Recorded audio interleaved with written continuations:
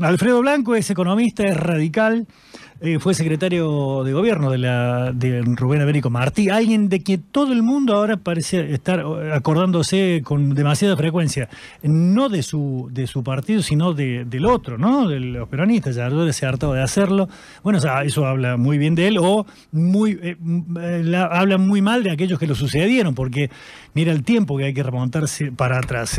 Fue presidente del Consejo Deliberante también en la misma gestión, legislador, y como tal participó también de todo este proceso que a nosotros nos venía a la memoria de inmediato, considerando el paquetazo de la famosa ley ómnibus. Nos acordábamos exactamente, porque lo vimos, ¿te acordás? Lo veíamos a José Manuel de la Sota. El finado de la Sota venía caminando por la peatonal con unos carpetones. Con muchas carpetas. Con muchas carpetas. Bueno, no habrá algo de eso aquí.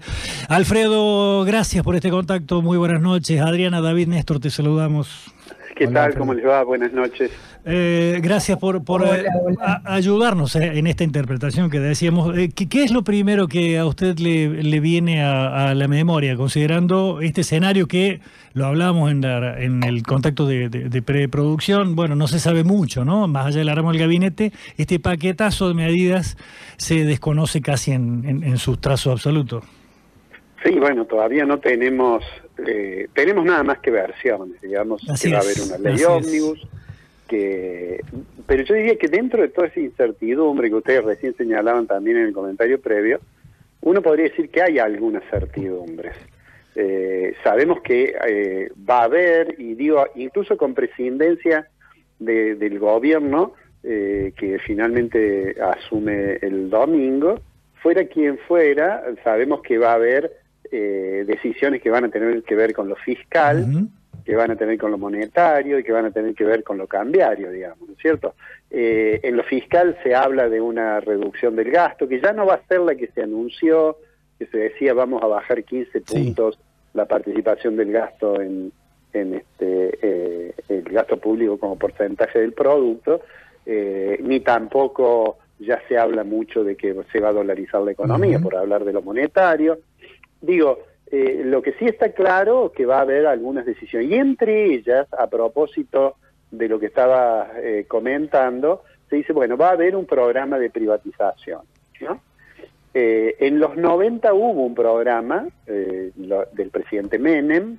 En Córdoba eso se vio reflejado en lo que se llamó básicamente 3 leyes que se les llamó las leyes del nuevo Estado. Así es. Esos carpetones que traía de la Sota, claro, nos acordamos. Claro, lo que ustedes decían que traía el gobernador. Sí. Pero digo, bueno, obviamente las condiciones de los 90 son distintas de las de hoy.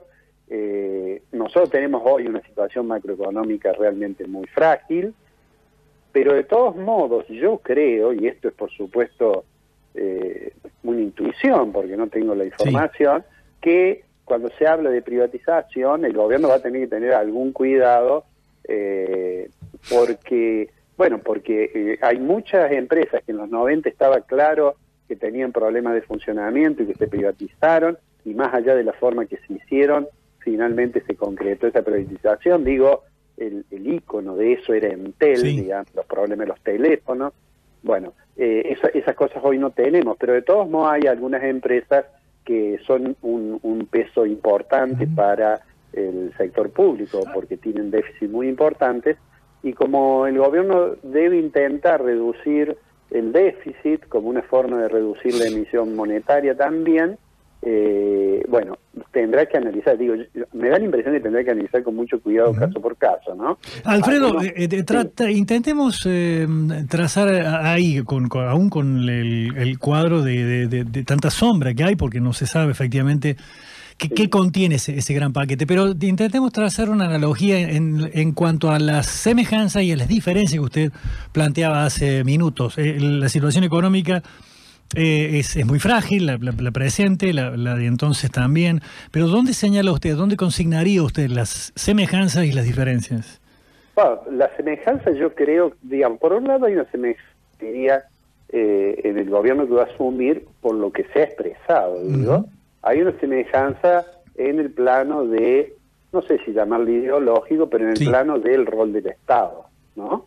Es decir, se menciona con mucha frecuencia que el próximo gobierno va a tener una actitud de mucha menor intervención del Estado en la economía, y en ese contexto se habla de la privatización. Eso es muy parecido no a lo primero, no a los primeros las primeras decisiones que tomó el gobierno de Menem, sino digamos, transcurridos los primeros meses, que tuvo muchos problemas, seguramente recuerdan, tuvo una hiperinflación también, tuvo planes económicos que no, digamos, que no funcionaron, y hasta que se llegó después a tomar la decisión, eso terminó finalmente en la decisión de plantear la convertibilidad, y el programa de privatizaciones allí se fue concretando. Digo, en eso hay una semejanza en lo que se dice. Por otra parte, hay funcionarios que van a participar de este gobierno que han tenido experiencia en los 90, o sea que, pero creo que hay una diferencia importante en la situación económica, porque en aquel momento el gobierno del presidente Menem asumía después de un incidente hiperinflacionario muy fuerte. Y nosotros hoy tenemos una situación de régimen de alta inflación, pero no tenemos una situación de hiperinflación, que puede ocurrir y podría ocurrir, pero digamos, no necesariamente Argentina va a caminar hacia ese escenario, ¿no es cierto? Se recordaba la inflación del 5.000, entonces claro, casi el 200. La hiper del 89, sí, terminó sí, con digamos, el presidente Alfonsín renunció. No entregando el poder anticipadamente, claro, sí. Asumió Menem. Menem tuvo varios tropiezos, digamos, hasta que finalmente pareció estabilizarse con el programa de convertibilidad, ¿no? De tipo de cambio fijo convertible. Abrazarse a las corporaciones entonces fue el recurso de Menem en términos políticos y en términos prácticos. Claro, eso fue sobre todo al comienzo. Recuerdo que el ministro puso un ministro de Economía, él decía, bueno, la economía la tienen que manejar los que entienden de negocio. Claro, claro. Rapanelli fue eran hombres de Bungibor. Sí, Rapanelli fue el primero, ¿no? Sí. Rapanelli, Roy también. Pero finalmente terminó poniendo un ministro fuerte que en realidad más que del mundo de los negocios venía del mundo académico, era un coterráneo nuestro, el doctor Cavallo, ¿no es cierto?, que puso la convertibilidad en marcha. Le decía Alfredo, antes de darle pase a mis compañeros que lo quieren consultar, Menem se abrazó a las corporaciones. ¿Están presentes hoy las corporaciones detrás de escena al respecto del gobierno de Milei? ¿Entiende usted? Yo hoy tengo la sensación, porque bueno, no todos los sectores, refiriéndonos a los sectores, a las grandes empresas, tienen los mismos intereses. Claro, ¿no? sí, naturalmente. Yo creo que hoy, por lo insisto, es muy provisional esto, pero creo que el presidente Milei se ha inclinado más por gente que está muy vinculada al sistema financiero. Sí. Si a mí me preguntan, yo diría, a mí me gustaría más que estuvieran vinculados a la economía real que a la financiera. Pero bueno, supongo yo que la decisión tiene que ver con que en lo monetario tienen la preocupación de cómo se va a articular para, digamos, resolver el problema de esta suerte de desborde monetario caracterizado por una gran cantidad nominal de dinero, tanto en base monetaria como pasivos remunerados. El propio Guillermo Moreno, ex secretario de Comercio de Cristina Fernández, planteaba hace poco que el problema no es financiero sino económico. Dice, y hoy lo están abordando como si fuera financiero. ¿Entiende usted lo mismo o discrepa? No, yo creo que hay un problema en el sistema financiero, es un problema monetario de Estado, que hay que tratarlo con mucho cuidado para que no impacte generando una crisis sistémica. Pero, insisto, si a mí quieran las prioridades, obviamente que lo monetario está, pero me parece que en manera simultánea el gobierno deberá plantear en algún momento un programa de estabilización que sea muy compatible lo monetario con lo cambiario y con lo fiscal, ¿no? Y creo que ese programa no es el que parecía que se discutía durante la campaña. Durante la campaña tuvo un gran éxito. La idea es voy a dolarizar, tuvo un gran éxito en términos electoral. Electorales, sí, ¿no? claro. claro. Pero bueno, ahora se ha pasado a algo, me parece se ha morigerado la mayoría de las propuestas, probablemente porque una cosa es estar intentando persuadir los electores y otra cosa es tomar decisiones todos los días. Claro. ¿No? Sentarse en esa silla eléctrica, al plantear usted esto claro, va a tener que articular, coordinar casi todas las políticas, ¿no? La financiera es como el paseador de los 20 perros, que no se le escape ninguno porque se le pudre todo. David lo consulta. Alfredo, le consulto al licenciado en Economía. Es la primera vez que un licenciado en Economía va a presidir el país, y con lo cual seguramente va a tener mucha más injerencia en la política económica. ¿Dónde queda la política en esto, teniendo en cuenta la fragilidad política de Milei, porque tiene un grupo muy acotado de política, ¿no? La nada misma. Claro, sí. ¿Dónde queda la política? Porque siempre entra la disputa entre la economía y la política. Sí, no, yo creo que es esencial, digamos, no hay política económica que funcione si no hay sustento político, digamos. Uno puede tener el mejor programa económico, digamos, ¿cierto? El mejor programa económico para lograr los objetivos que uno quiere. No todos los programas económicos obviamente son iguales, pero uno puede tener un programa económico consistente. Ahora, tiene que tener sustento político, porque si no, no funciona. No funciona por varias razones. Yo diría porque hay dos dimensiones muy importantes. Una tiene que ver con la credibilidad que influye en las expectativas.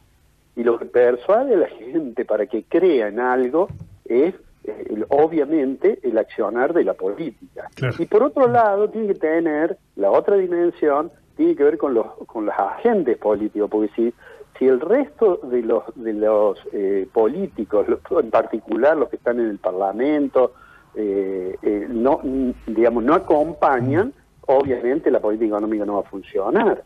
Entonces cuando a mí me dicen, ¿qué creo que debe hacer el próximo gobierno? Bueno, por supuesto tiene que tener un programa económico que sea consistente, pero tiene dos cosas más que son importantes.